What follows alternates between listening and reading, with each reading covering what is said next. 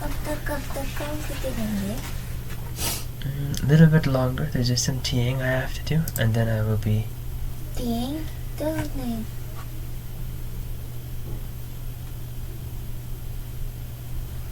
Yep, so I just gotta do this, and then I should be good to go. What happened here? Okay. Alright, that was strange. Not quite sure what happened.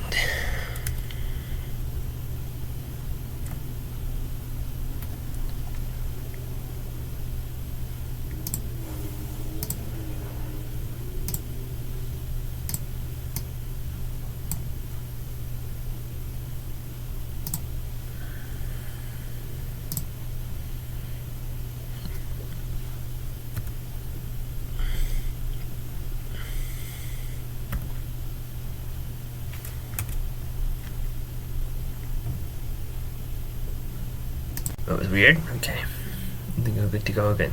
Just a little while until we start.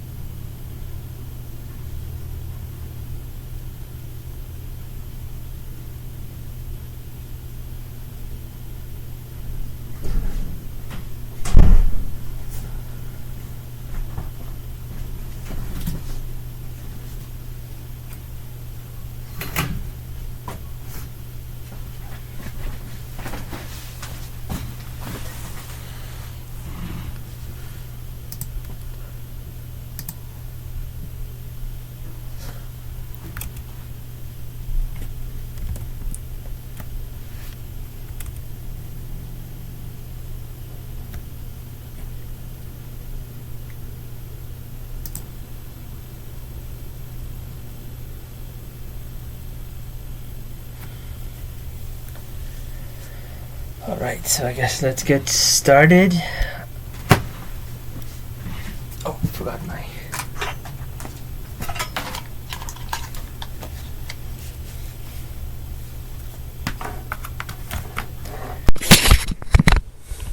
Alright, looks good. Alright, welcome to Chem A11 Experiment 5, the last experiment. So we're very close to the end of the semester. We're almost there. You can taste the freedom. Just so you all know, there will be a lab exam at the end of this. Not the end of this lab, but I mean at the end of the course. There will be a lab exam for you guys. I think the professor gave out an announcement, and I have completely forgotten the announcement, so please read the announcement, right? And good luck with that. But anyways, before we talk about the future, let's talk about now. Let's talk about electrochemistry. So today's presentation is on redox reactions. Discover how batteries work. And this is a very important topic, and one that's very, important to me personally. I'm actually doing my PhD in electrochemistry, so I know these things pretty well, and I love them, and they are just amazing, and I hope that you also will love them. Alright, learning objectives of the lab. Number 1, understand redox reactions. Very important. This has totally nothing to do with the course, but did you know that the most influential biosensor in the world is an electrochemical one? The blood glucose sensor. I'm sure most of you actually knew that, but it's true. Did you know that when we say biosensors are growing in the market, we basically just mean the electrochemical glucose sensor? Right? It's like over 90% of the industry is that blood glucose sensor. Right, so very, very important. There's a ton of research being done on it. It's super important. And there's a couple of reasons for it. Now that we're talking about biosensors and nothing to do with the course anymore. So one of the reasons why electrochemical sensors are selected are because electrochemistry is super cheap. Right. Secondly, it's super easy, and it's something we've known for a very, very long time. And number 3, it requires very, very few instruments, right? Very few technology to work. Basically, you get a current, and that current tells you how much reaction has occurred, or how much glucose is present, or as what I do, how much DNA is present. And we can talk a little bit more about what I've done, and I'd love to talk more about what I've done. I've done my PhD. I should be defending in May, so I'm excited, as you can probably tell from my babbling. Okay, so let's finish up with the course, then we can talk a little bit more about what I've studied. Learning objectives. Yes, learning objectives. Number 1, understanding redox reactions. Number 2, predicting the spontaneous flow of electrons in a voltaic cell, and we'll talk a little bit about what that is. Number 3, calculating the standard electrode potential, and we'll talk about what that is too. And number 4, applying the knowledge learned to build a powerful voltaic galvanic cells. I think that just means that learn and understand and know how it works. Alright. Voltaic cells versus electrolytic cells. This was supposed to be... Sorry, I messed up. I was supposed to make this animated so you see like one thing at a time instead of being bombarded. But anyways, let's talk about this. So here we have the image, right, of a generic voltaic cell. What we have on one side, on both sides, are metal plates. We have a grayish metal plate and we have an orangish metal plate, right? And in between we have connected by electrodes between an LED, right? And we also have a salt bridge, right? Now let's talk a little bit about what's going on here, right? And what happens is that on one of the metal surfaces, wherever the electrons are going away from, right, what's happening is that metal is becoming oxidized, which means that the metal is losing electrons, right, and it's going into solution. I think that's represented here with this arrow going from the solid metal to M with an N plus charge, right? And the electrons flow up, they give their energy to the LED, and they flow down into the other metal. Now, the other metal is actually being reduced, right? Which means that electrons are going to the metal ions in solution, and they are becoming solid metal, right? So that's what's happening. The salt bridge is a very important component of this cell. The reason is because if you have no salt bridge, what's going to happen is that over time you will have too strong of a positive charge on the anode, and you have too strong of a lack of positively charged on the cathode. So that's not a thing. So just the anode here, where you have too much positive charge. As we learned from the Chatelier's principle, if there's too much charge, you're going to end up with repulsion. The reaction's going to be hindered, right? It's going to try going the other direction. And that's not going to work for us, right? So what we do instead is that we have a salt bridge that is composed of, which has two porous ends, right? So there's stuff inside, and the porous ends allow for transfer of a little tiny bit of solution, not too much, right? Just an electrical connection, and you can have multiple things. So this is called a salt paste in the picture. What we use in our lab is an agar gel. So you just take agar, mix it with potassium nitrate, right? A salt, right? So you have positive potassium, negative nitrates, right? And you mix it thoroughly in the agar, and you fill up the salt bridge with it, right? What that does is that because the agar is solid, right? Like it doesn't dissolve in water, what's going to happen is that the ions will stay in the agar more or less. There will be some diffusion one way and the other, and what you end up with is in this case, if you have oxidation occurring here and you have positive charges accumulating, the anions from the salt bridge will move towards this end and they will neutralize the charge, right? Once the charge is neutralized, the reaction can continue. So it's very important that whatever it is you intend to do, your salt bridge should have enough concentration of anions and cations in order to work, right? And similar here, if you have not enough charge, you can always have cations coming in here and increasing the charge to maintain balance, right? Because you don't want too much charge difference here either, right? So everything has to stay in balance. All right, I think we've covered a lot of different things in the diagram. One thing. Notice if you set it up, electrons flow from one direction, in one direction, from one metal to the other. They don't go the other way, right? And that's just how it is. Now, there is an interesting thing. Okay, well, I guess we'll talk about different types of cells. So firstly, we have voltaic cells.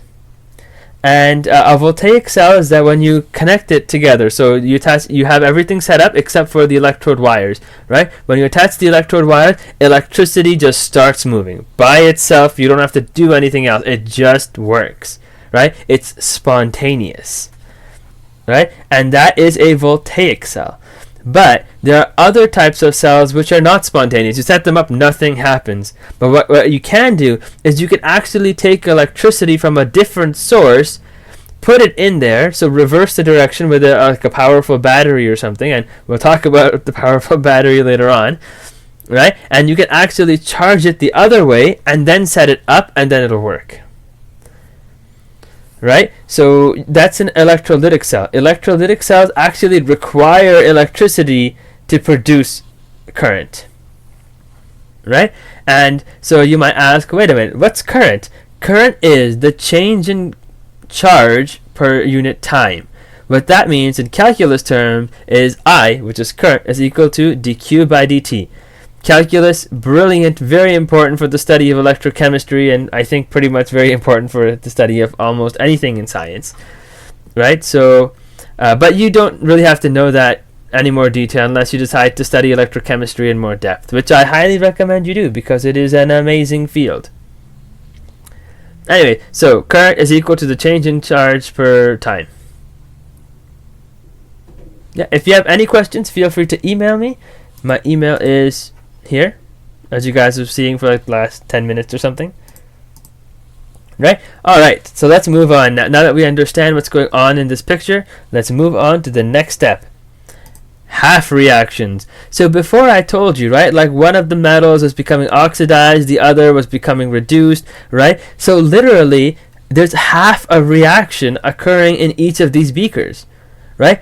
Only together do they make a full reaction, right? At the anode, we're going to be seeing oxidation, or the oxidation half reaction.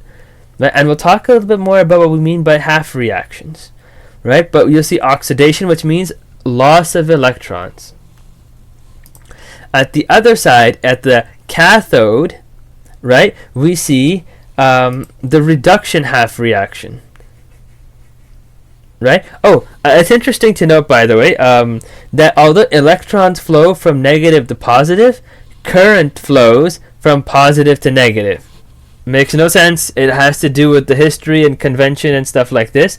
So you often read in like like engineering textbooks and whatever, that current goes in or physics even, like its current goes from positive to negative, and you'll be wondering what's going on there. But positive charges don't have enough electrons, right? They're gaining electrons. But before we knew that electrons are negatively charged, we thought, why not make them positive?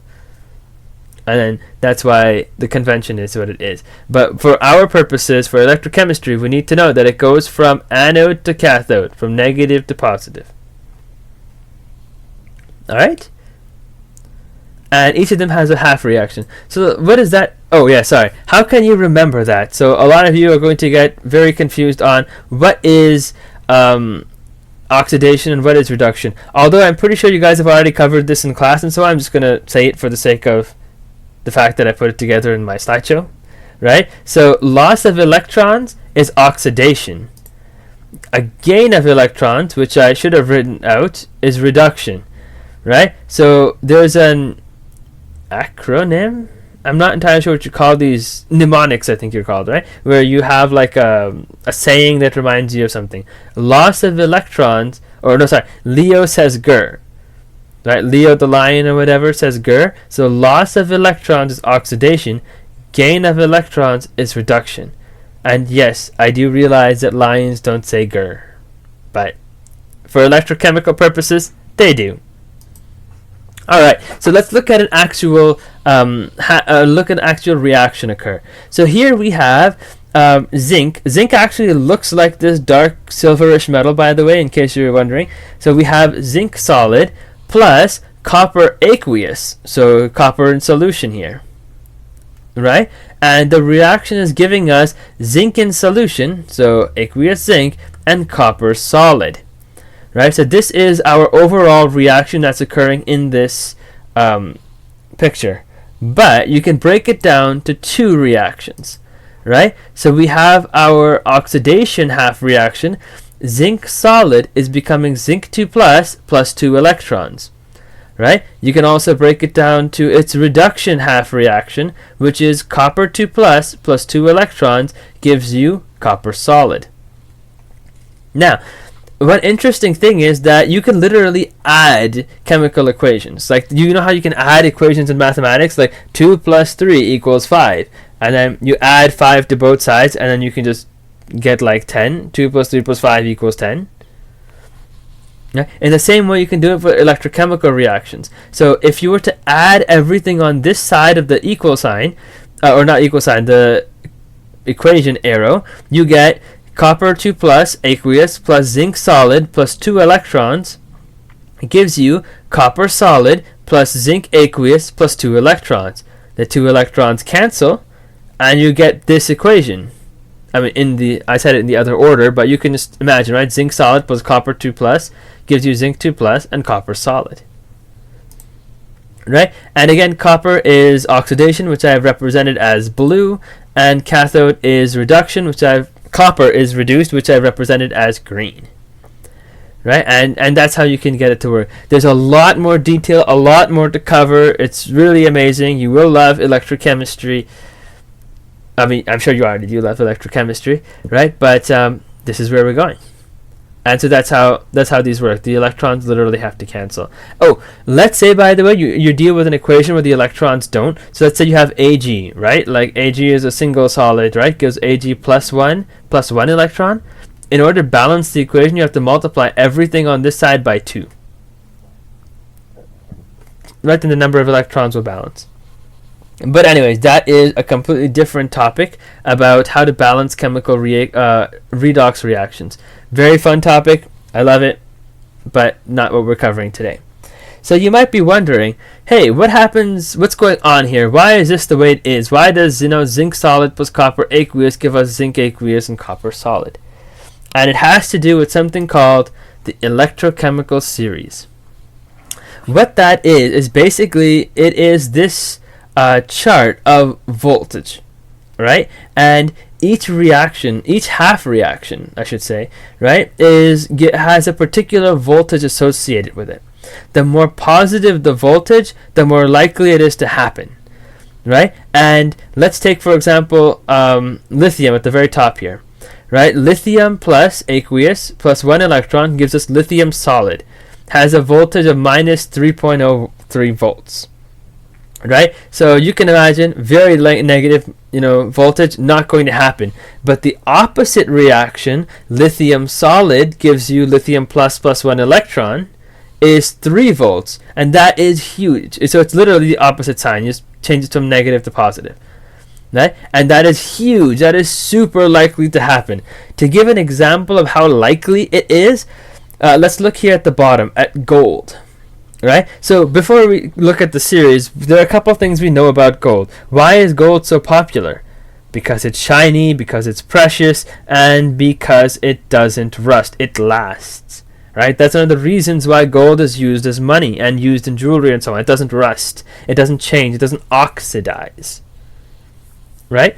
And it makes sense. It doesn't oxidize and so on, right? So, and if we look at the reaction, we see that Au3 plus 3 electrons gives us Au solid, and with a voltage of 1.5 volts. Pretty high voltage. If it's a high voltage like that, it means a reaction is likely to occur, right? And with the 1.5 volts, that is really high. You guys, if you look at copper, for example, look at that. It's like 0.3, right? And copper is pretty likely to occur. Gold is like 5 times more likely to stay, more powerful, or I guess, to stay as solid gold, right? Without oxidizing, without reacting, right? It's very stable, right? It's very, very stable.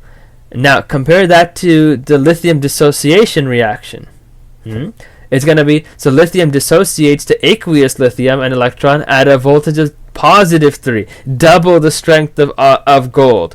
Right? So basically, you put lithium in water, it will violently dissolve in water and it will release energy. So there's something important and cool to know. Right? So here's a question for you guys. What is the voltage for iron solid dissociating or dissolving to become iron 2 plus 2 electrons? You're right. The answer is positive 0.44. I actually don't know what you guys said, but I imagine you guys said that, right? And the reason is because we know that the reduction of the ferrous ion, right, is minus 0.44 volts, which means that the oxidation must be positive 0.44. Wait a minute. What does that tell you? Iron has iron solid dissociating to iron 2 plus 2 electrons is a positive voltage. What does that mean? It means that iron reacts. It's not stable, right? If iron is not stable, what does that mean over time? That means that things you make of iron will eventually react, and particularly with oxygen, and it will react in the presence of water, and iron will actually oxidize, and it will react, and that's why we have rust that occurs, right? Because the oxidation of iron is very likely at positive 0.44. Yeah, so that's why, and that's why copper, for example, doesn't have rusting that occurs the same way, right? But iron does rust. Right? Alright, so let's look at what I actually wanted to say. Alright, so a low voltage means that it likes to be oxidized, right? If it likes to be oxidized itself, that means it likes to reduce other people, right? If I like to think of it as money, someone who likes to give away money or donate money likes to make other people richer, right? Their money decreases, the other person's money increases, right? So that's what it means by oxidizing activity. It means that it oxidizes. It becomes a better oxidizer as it goes down, which means that it reduces stuff. Right? It itself becomes oxidized, and it reduces other stuff. And in contrast, we have high voltage, which like to be reduced. Right? They like to be solids, right? Or the reaction likes to occur. Right? And that means that they like to oxidize others, right? If they like to take money, if they're businessmen, for example, and they like to hold a lot of money, like Scrooge McDuck, right? They like to make other people poor in order to get richer. And nothing against Scrooge McDuck. I'm sure he's a great guy. Great duck. Right? So that's kind of what's going on here with the electrochemical series. Now, if we look at our reaction that we just talked about in the previous slide, maybe we'll go to that slide. Right, we have zinc solid plus copper 2 plus gives us zinc aqueous plus copper solid. So we have zinc solid becoming oxidized and copper becoming reduced. Can we make sense of that from the electrochemical table? So here we go. Indeed we can. We see here that zinc solid likes to dissociate. Right? Zinc, like the reduction of zinc is minus 0.76, which means the oxidation of zinc is positive 0.76. Right? And we know that the reduction of copper is 0.34, so it's already positive, it's already likely to occur, and then you add the likelihood of zinc, right? And so it's pretty strongly going to occur. Right? And now we can see what happens. And for any electrochemical reaction, so you might be wondering, what happens if I do it the other way? What happens if I have solid copper, no aqueous copper, and then aqueous zinc? You're asking what happens if you were to reverse it? If you had, zinc ions and copper solid, would the same reaction occur? And is there a way to quantifiably determine what's going on here, right? Like quantifiably know for sure what it is. And if you look at it, the standard cell potential is the way to describe it. So the standard cell potential is, as you can imagine. Okay, so going back to the very beginning. You can imagine that the same reaction we're talking about, the zinc plus copper reaction, if you were to double the concentrations or do the reaction at like 80 degrees Celsius or like minus 50 degrees Celsius, you'd get different potentials and voltages, right? Because equilibrium and these sorts of things, right? And so we talk about the cell potential at a standard condition, and the standard condition is 25 degrees Celsius, 1 atmosphere of pressure, and 1 molar concentration for all reactants across the table. Right? And at that point we calculate the standard cell potential, and the cell potential is basically the tendency of the cathode to reduce and the tendency of the anode to get oxidized, and whichever one is stronger happens. Right? So think of it like pulling a sled, right? So whoever pulls, like if there's, you and your friend are pulling in opposite directions, whoever pulls harder is going to be the one who is the direction which way the sled is going to move, right? So if the standard potential is positive, the reaction will continue and go right. But if the standard cell potential is negative, the reaction will not happen. In fact, the opposite reaction will be trying to happen, right? And nothing is going to be coming out of that, right? It's just not going to do anything. Yeah, and I hope that's clear. So that's where standard cell potential comes from. So then we can now look at it from the perspective of what about the opposite reaction? And if we try and use the standard electrochemical table, we'll be able to see why the opposite doesn't happen. All right. A little bit more about the electrochemical series. I can't remember why I have this here. Oh, this is what I meant to show. Oh my goodness. Yeah, this here, if you put Zn2 plus copper solid, you get no reaction. That's what I was trying to get the last time, right? So zinc solid plus copper aqueous, so copper ion is gonna give you a reaction, and zinc ion is gonna form, and copper solid will form. But if you have it the opposite way, like these guys here, you will not get the opposite unless you put in electricity. You can get the opposite, you just put in electricity, right? It's a galvanic cell. It's an electrolytic cell. Now you put in electricity, then you can get the reaction to occur. And yeah, that's what I wanted to say.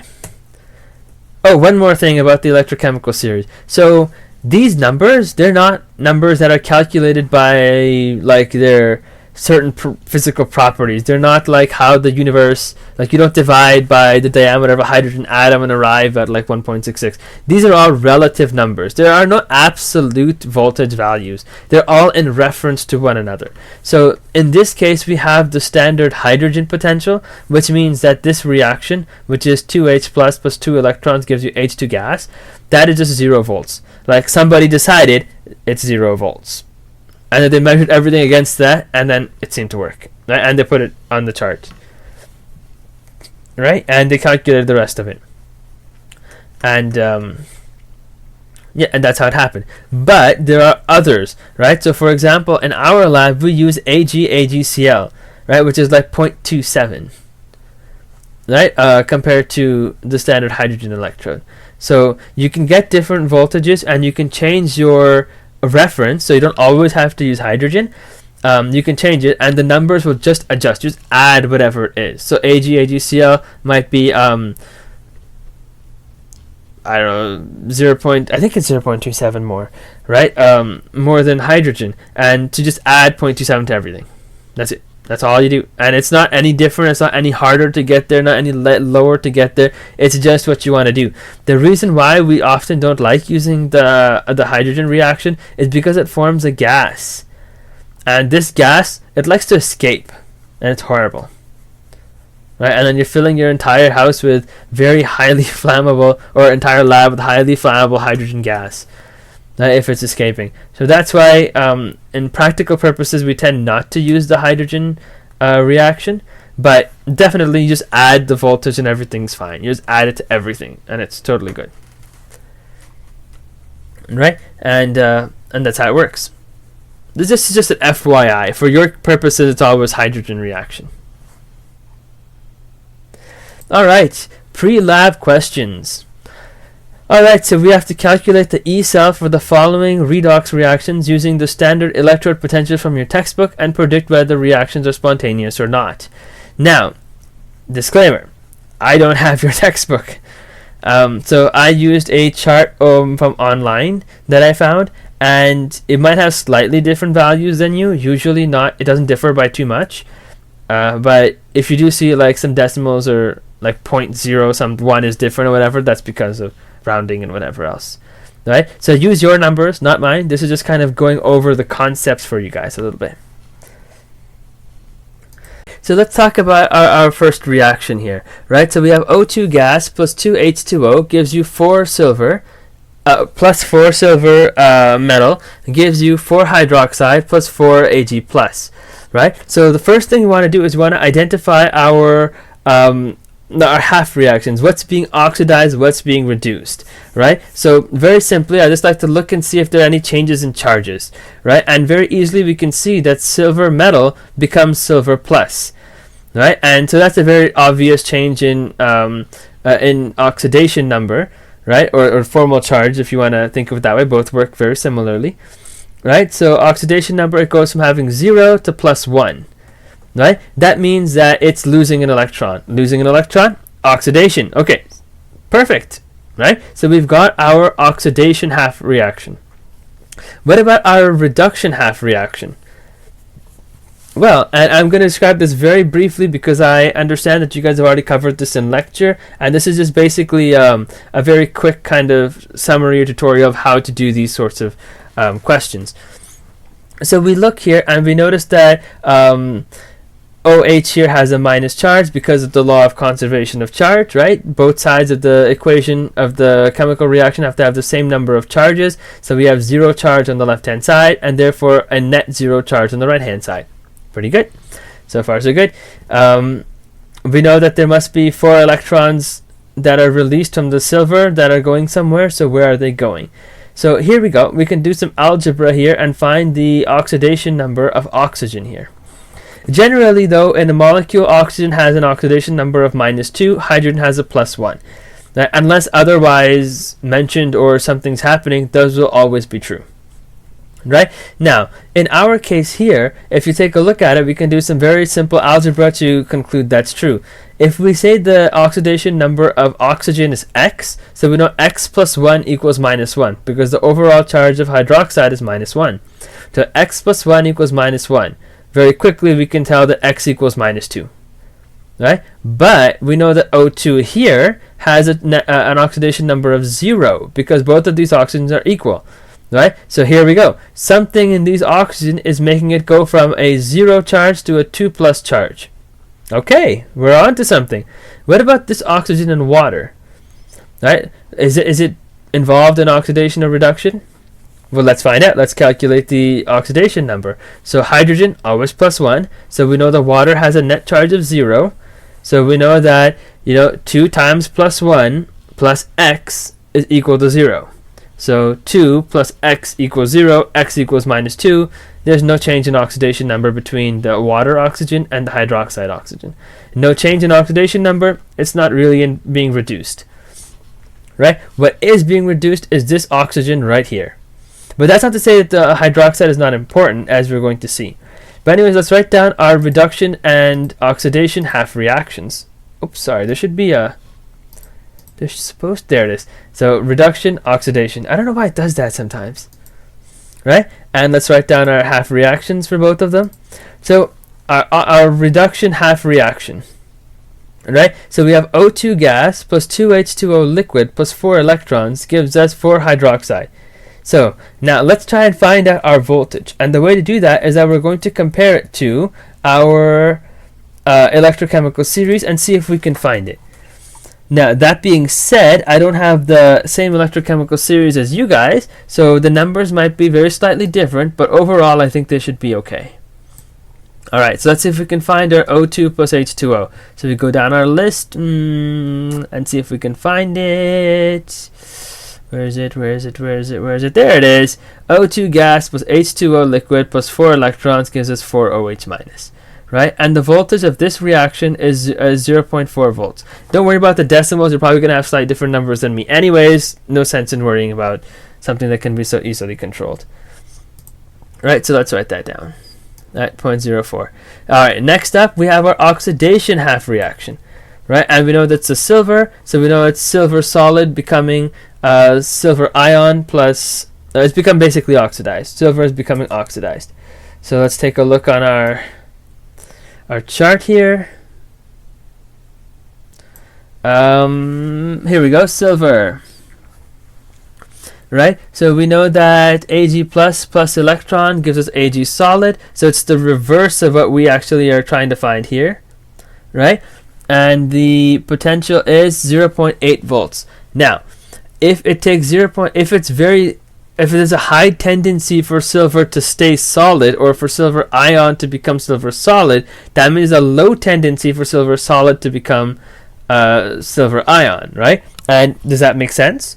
I mean, let's think about it. Gold we know is precious because of its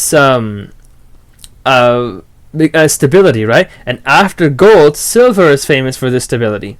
So it makes sense. Silver solid wants to stay unoxidized, wants to stay reduced, which means that it does not want to be oxidized, right? So the voltage here for silver oxidation will be negative 0.8, right? Negative 0.8 volts, right? And that just tells us that silver does not want to be oxidized, doesn't want it,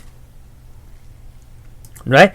So we do our equation, E cell is equal to E cath plus E reduced plus E oxidized, and we get a total cell voltage, standard cell potential of minus 0.4 volts. That means the reaction is not spontaneous, right? You know, the sled was being pulled, or the reaction was being pulled in two directions, and silver was stronger, and so silver became the solid, and the reaction didn't go anywhere, right? That's not to say it couldn't go anywhere. Remember, electrolytic cells can still exist. You just have to charge it with electricity, and then it should work, right? But it's not a voltaic cell. All right, second one.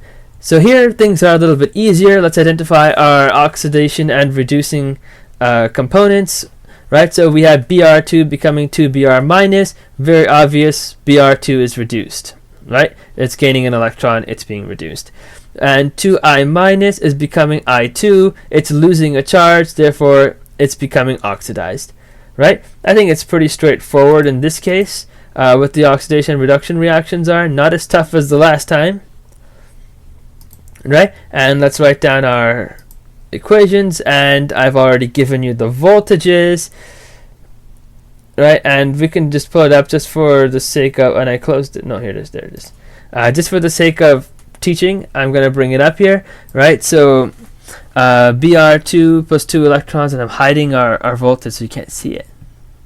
Right? Br2 plus 2 electrons gives you 2Br minus, right? And the voltage here is 1.078. So I don't think we need to worry so much about the decimals here, because you might have different numbers than I do anyways, right? Like very slightly. It shouldn't be like, if you get like 4 on there and I'm having 1, that's something's wrong. But like 1.078 versus 1.08 or 1.081 or something, not a big deal, right? So 1.08 basically volts, right? And that's our reduction half reaction. What about our oxidation half reaction? 2I minus is becoming I2, right? And don't look. Let me open it. Quickly cover it. There you go. I'm sure you guys all saw it anyways, but let's pretend you didn't. So we have I2 plus 2 electrons gives us 2I minus, right? And so this is the reverse of what we're looking for, right? We're looking for we're looking for 2I minus becoming I2, right? So we're looking for the opposite of this. So we're looking for negative 0.54. So because 0.54 is iodine solid becoming reduced, right? To iodine. So is 0.54. So this wants to happen. It tends to occur. So the opposite, which is 2I minus, so iodine becoming oxidized, right, is very difficult. It tends not to do that. It's minus 0.54. Does that make sense? Well, let's think about it. Iodine, very far in the periodic table, right? Very high electronegativity. Makes sense. It doesn't want to lose its electrons, right? So let's put it into our equation here and let's solve, right? So 0.54 volts. So again, pulling on both sides. Both directions are being pulled. The bromine just pulled harder. And so the reaction overall is spontaneous with 0.5 volts. Alright, last but not least, lead, PbO2 plus H plus tin gives you Pb2 plus H2O plus tin 2 plus. Alright, let's go and identify our oxidized and reduced components. Very quickly, I can go and tell that SN2 plus is oxidized. It goes from 0 oxidation number to 2 plus, right? Very quickly, very easy, right? Hydrogen goes from being +1 in ionic state to +1 in water because, 2 times +1 plus 2 minus oxygen gives you 0, right? So hydrogen, no change in oxidation number, right? So let's look at PbO2 though, right? So PbO2, so we know that oxygen has an oxidation number of -2, so 2 times -2 is -4, right? And if PbO2 has a charge of 0, then x plus -4 is equal to 0. X equals 4. Right? So we know the charge of Pb here is +4. And we know that it goes to Pb2 plus. Aha! Right? Aha moment. We found our reduced species. Right? It gained, it lost charge, so it gained electrons. Right? So now we have our reduction and our oxidation. And it just so happens that it's, for me, like just looking at it, oxidation seems to be easier in these equations because it's so easy, Sn to Sn2 plus. Right? But there will be some where you'll look at it and you'll go, the reduction portion is easier. But you know, you do you, whatever works and is easier for you. Right? But basically you have to identify what what's being reduced and what's being oxidized. Right? Then you write down the half reactions. You know, I'm just going to write the half reactions together, and then I'm going to hide them using my fancy. There we go. Here we go. Right, so now we have lead, right, PbO2 plus 4H plus. Let's see if we can find it. Is it on? Here it is. PbO2 plus 4H plus 2 electrons gives you Pb2 plus 2H2O. Right, voltage of 1.46. Pretty good. Right? It has a very high tendency to be reduced. Excellent. Right? What about tin? Does tin have a high tendency to be oxidized? Let's see. Okay, here we go. Oh no, it's Sn4 plus. Not what we're looking for. Is anyone? There it is, Sn2 plus. So Sn2 plus 2 electrons gives you Sn, and so the reduction has a low tendency. Right? The reduction is a negative 0.4. So the opposite, because we're looking for oxidation, now the opposite is positive 0.14. Well, that works out, doesn't it? Right? That means that tin has a tendency to want to be oxidized. So what that means is that lead wants to be reduced and tin wants to be oxidized. Well, I'm pretty sure there's a way to make both of them happy. They're both pulling in the same direction. Right? So they both want the reaction to go forward. And if that's the case, boom, you have a very high self voltage, 1.6 volts. Alright? And so you can quickly, very easily see how to find out the cell potentials. Right? And it's fairly straightforward. You just have to know how to use the electrochemical series chart. Right? And generally speaking, very easily, like if you want to take a look at your electrochemical species chart, if whatever is being reduced is on top of whatever is being oxidized, you're good. Right? And if we go back to our very first question, here we go, the O2. Right? The O2 one has 0.4 and Ag has 0.8. Whoops, let's look at our half reactions here. There we go. Right? Ag has 0.8. Right? I don't know why they put this at the bottom here, but if you put 0.4 where it belongs, it'd be over here. So we have our oxidation half reaction above our reduction one, and so the reaction is not going to occur. Right? But so long as reduction is always above on the has a higher voltage than the other one, or is above on the standard electrochemical reduction table, you're good to go. Right? Just a quick rule of thumb kind of method so you can work quickly and go from there. Alright, and I think we're coming on time. I don't want to take away your Labster time. So thank you all for a fantastic semester. I do apologize for the COVID, learning at a distance, internet problems, stuff that we have to deal with. And you guys were great. And don't forget about your lab exam. And if any of you want to talk electrochemistry, shoot me an email. Let's set up some time to Zoom. But probably best to do that after your lab exam so that you can focus.